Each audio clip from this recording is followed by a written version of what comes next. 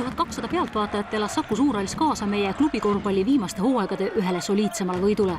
2011. aasta Eurocupi tšempionist Venemaa kaasani Unixist saadi jagu, sest kaitses suudeti 40 minutit jalad töös hoida ja ühtlaselt skoorida.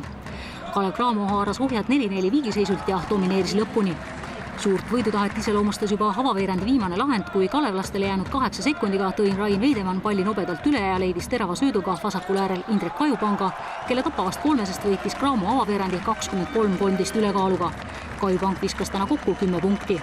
Läksid mõned hullud sisse ja eks eelmised võidud on ka kõvasti meile motivatsiooni andnud ja innustust, et team spirit on praegu päris kõrgele. 36-27 võidetud avapoole järel kasvatas Kalev edu 13-punktiliseks ja hoidis murdemomendid ära Veidemann, kes nentis, et rahvusvahelistes mängudes aitas sel nädalal tiimil võidusoone leida nii meediakriitika kui peeglisse vaatamine. Kas just selle meedia materdamise pärast, aga endal juba oli niisugune tunne peale neid kaotatud mänge, et kaua nii saab ja kaua nii võib jätkata. Et ma arvan, et see on juba pigem enda vigade parandusest, et need võidud on tulema hakanud. Head meelt tegi see, et me nagu võistkonnana surusime neid ja nad olid hädas kohati, et sellise suurklubi vastu niimoodi domineerida, et see annab nii palju emotsionaalselt juurde meile.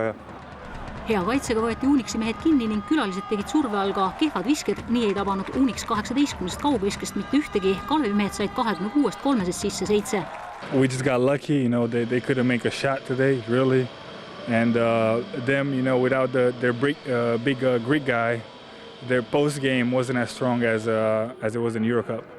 So that counts also. Rumeenlane Vlad Moldoviano oli Kalevi resultatiivsem 17 punkti ja 12 lauapalliga.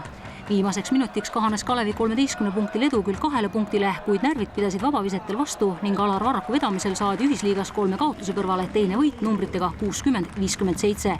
Unixile oli see hooaja esimeseks kaotuseks. Ma ei saa öelda seda, mida ma oma peas mõtlen, sest et rahvas ei usu seda.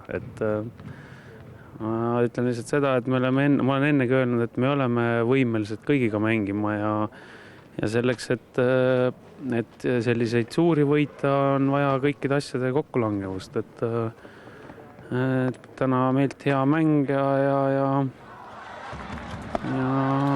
Unixilt kindlasti mitte nende hooaja kõige parem mäng.